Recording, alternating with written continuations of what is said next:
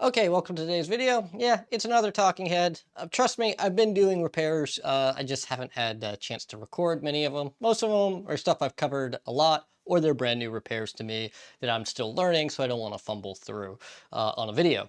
But that's besides the point. Today's video, it's about the hack on the oil pipeline and the EPA shutting down the TransMontaigne partnership hub here in well, not here, in the next town over, Pensacola. They shut that down. So yeah, I'm in Fort Walton Beach, and Pensacola is 45 minutes to an hour drive depending on traffic down the road from me.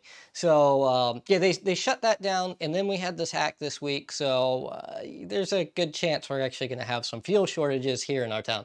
Now I don't know. I really don't know anything about our supply chain, so I'm not speculating and saying we're going to run out of gas and you need to go out and buy it. But we are going to go for a little drive and see if we can see all these people that are panic buying gas, because there's tons of panic buying going on. It almost looks like now I wasn't there for it, but the 70s there was a fuel shortage, and it's long before my time. And you see photos of that where there's just like long lines. It looks like there's a hurricane coming, really. If you're from the area and you've ever been through a hurricane, you know what the gas lines look like. You'll have them all the way out into the street. People panic buying gas.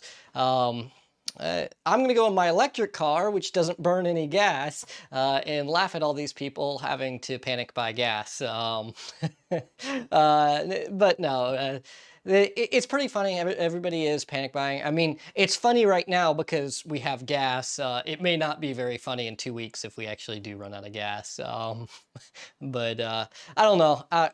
I'll still laugh as I go past everybody in my electric car, or I'll get on my electric bike and ride it around. I don't know. So if you live under a rock and you haven't heard, the Colonial Pipeline was hacked by a Russian ransomware group. I believe the name of them was Darksiders, something like that. And they did a ransomware attack on the pipeline. Took over all their systems and ransomed it out. Now there's no word yet of how they got, Colonial Pipe has got back to being able to access their systems, if they paid the ransom or if they got help from an outside agency.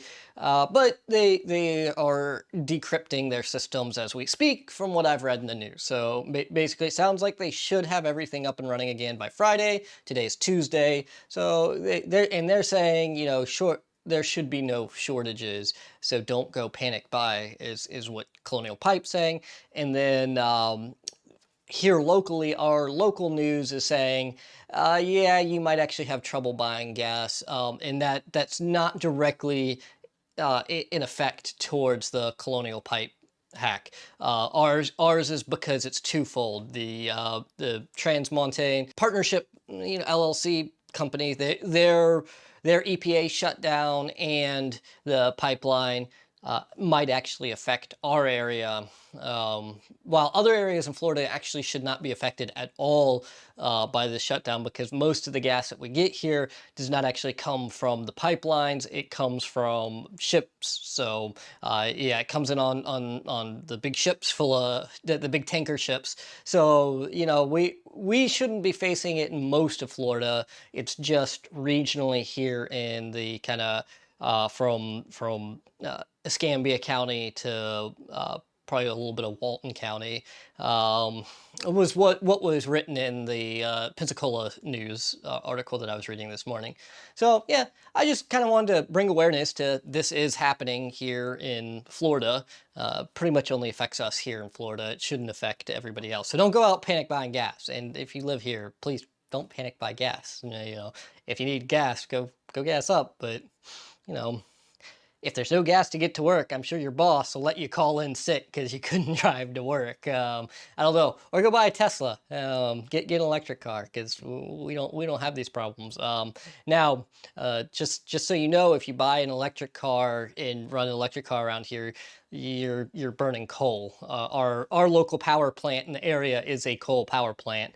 We do actually have some pretty large solar farms, but you're burning coal. So just be aware of that. know where your energy comes from is kind of my thing. So yeah, I'm aware of where my energy comes from. It comes from coal, and my electric car runs off of it. So I'm driving a coal-powered car. But I don't know. I bought it because it's cheaper, not for the environmental aspect. To be brutally honest, oh, if it's good for the environment, great. But it's cheaper for me to fill up my electric car than it was to fill up a tank of gas. So that's why I went with electric. Uh, uh, it's up to you to make your decision of what's the right vehicle and stuff. But that's not the point of this video. The point of this video is to talk about the hack. So yeah, it got ransomwared out in shutdown, and they're supposed to be back up Friday, and then our local distributor is shut down until they can meet EPA.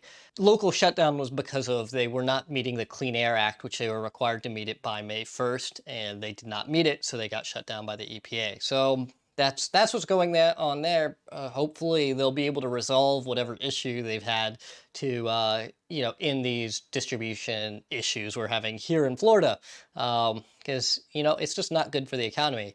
Because who wants to come be a tourist in an area where they're going to get trapped because there's no gas for them to buy? They drove all the way down here from New York, and now they're trapped in Fort Walton Beach because they couldn't get gas. They're stuck in Navarre or Pensacola or whatever. It's just not good for tourism. So you should resolve these issues as soon as possible, since our economy down here is based on two things: the military and tourism. There's nothing else keeping us afloat down here. Why else would rental prices be so high? So yeah, we definitely need to resolve this issue as soon as possible.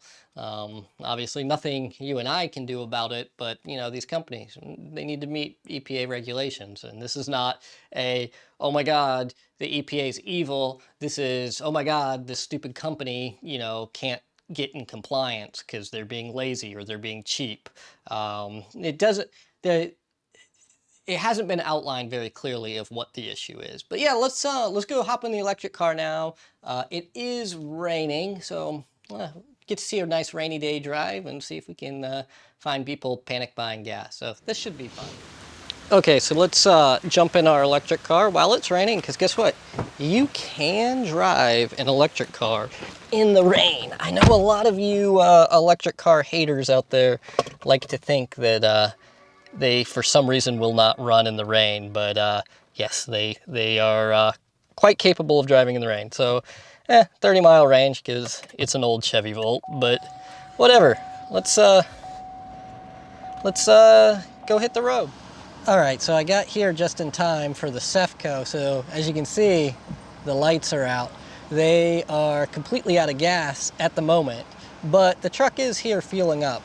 There's a line here at this gas station that is currently out of gas. So yeah, nobody's getting gas at the moment, but the truck is here. I'll drive past that and get it real quick. All right, so everybody around here knows the true heroes after a hurricane are the linemen. Well, today the true hero is the CEFCO gas truck filling up its tanks to sell gas. So yep, this line here is going to get gas soon, but they are currently sold out of gas. So yeah, I'm here getting in the way, driving around my electric car. All right, so here we are at the Texaco across the street from CEFCO. So it's supposed to be 282. And we are out of gas, no gas. So yeah, here's another gas station just completely out of gas, so there's no line at all. All right, so I'm over here at the Raceway, and same deal, out of gas. So I was expecting to get to go out today and get a bunch of footage of completely full gas stations, of people buying all the gas, like what was happening yesterday. But today, we're just sold out of gas. There's no gas. And yeah, this has nothing to do with the actual shortage yet. This just has to do with panic buying. So yeah, it just hasn't been long enough for the trucks to be having issues, because you'd order a day or two in advance, and the news broke yesterday and gas stations were all packed yesterday, and today it's just sold out, completely sold out. I think I'm gonna go in and, see if they want to talk at all. So, okay, so I'm still here at the raceway, and yeah, see, still at the raceway, still out of gas. I went inside and I talked to the manager. I thought maybe I could get him on video. He wasn't interested in being on video. He said ask my employee. So I asked the employee. The employee's like, I'm not the manager. Talk to the manager. They were both too nervous to get on camera, which is totally fine. He said I'm not used to cameras. I said okay, that's fine. But he did answer all my questions I had. So I asked, I said, how does ordering gas work? Because I was just curious. How does the gas station get gas? Well, they have sensors in the big gas tanks, and it reports back to corporate, and corporate does all the ordering. So they don't actually do any ordering here in store. He doesn't call up corporate and go, hey, we're getting low on gas. We only have this many gallons left in the tank. I think he said it's like 2,000 gallons is when it's like, hey, we'll send a tanker. But he said they get one every single day here. Like this gas station's busy enough. They get a full tanker every day. They've already gone through it, and it's noon. Or actually it's 2 o'clock. So yeah, and they're now sold out of gas. I guess they get their next tanker in tomorrow, probably in the middle of the night.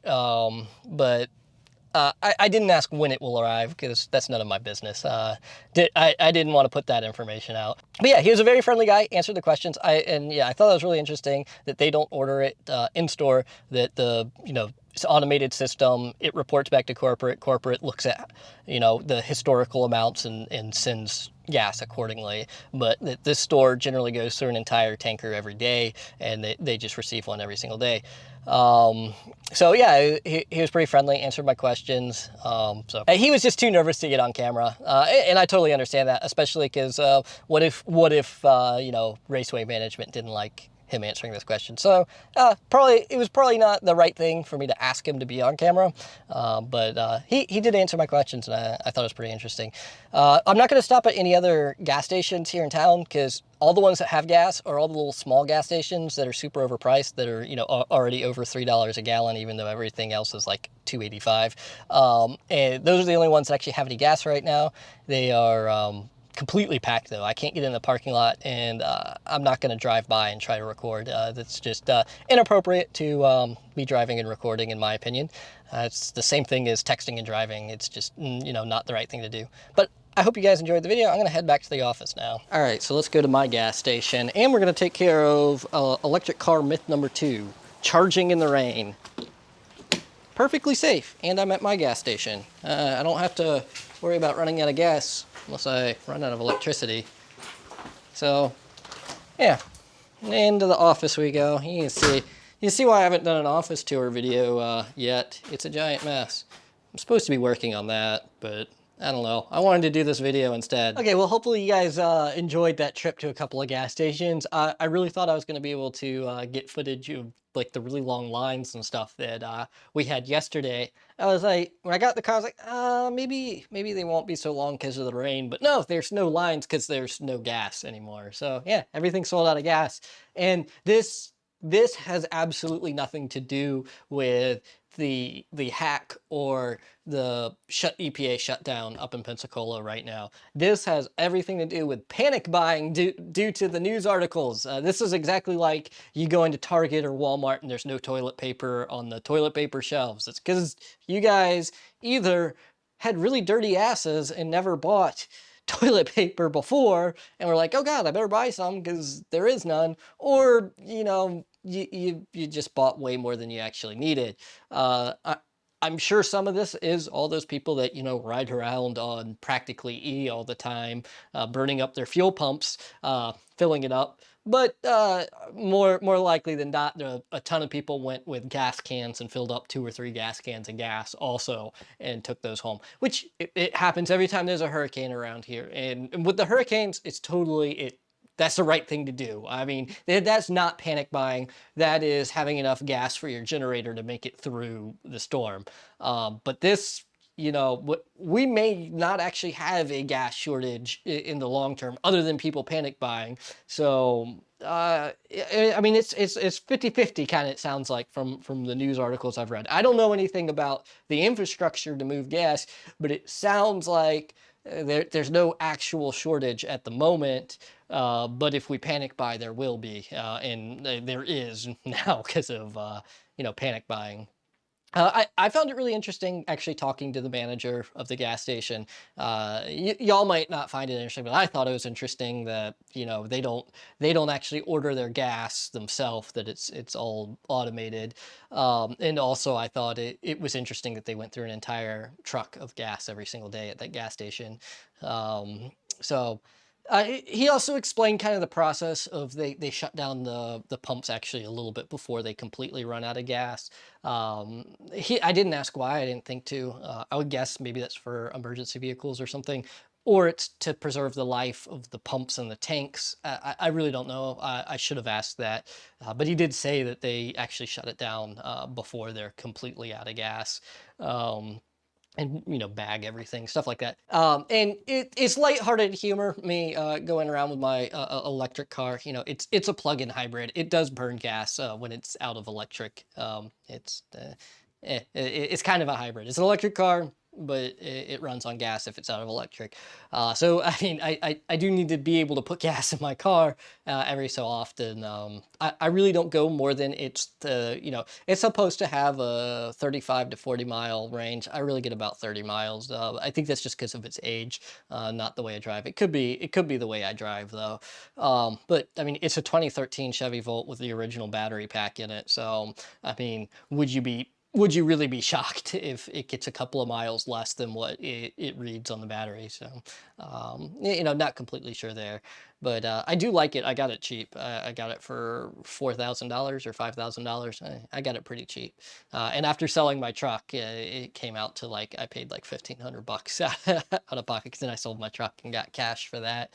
So yeah, to me, the Chevy Volt was a worthwhile investment. It's a little peace of mind during times like this. I don't know if I would have as much peace of mind after a hurricane though, because my gas tank's only like 9 gallons, I think, and I don't know. I wouldn't plug it into my generator. I have a really dirty generator. It's a really cheap generator. I wouldn't trust it to charge the car. Maybe if I had a better generator, I would charge the car on it, but not my cheap. I think it's a Craftsman brand generator. That it's I don't know. It's a small Craftsman generator that produces very dirty. It's not a nice clean sine wave. It's like nice and stepped on there. So yeah, I wouldn't trust that to charge the car. I wouldn't. The charger's expensive. I wouldn't want to burn up the charger. Is what I'm getting at there. But yeah, hopefully you guys enjoyed the video. Maybe if you're in the local area, you will stop panic buying gas. I mean, it's easy for me to say though, since I'm not super reliant on gas.